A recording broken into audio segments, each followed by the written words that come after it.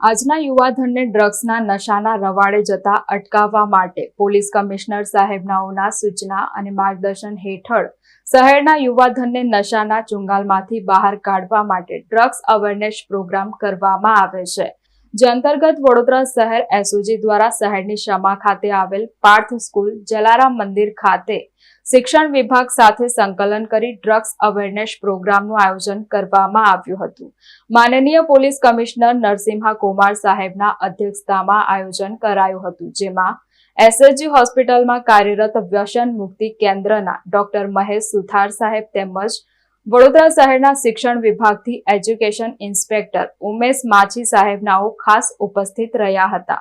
તેમજ વિવિધ શૈક્ષણિક સંસ્થાઓના ટ્રસ્ટીઓ, પ્રિન્સિપાલ, શિક્ષકગણ, નાગરિકો મોટી સંખ્યામાં હાજર રહ્યા હતા।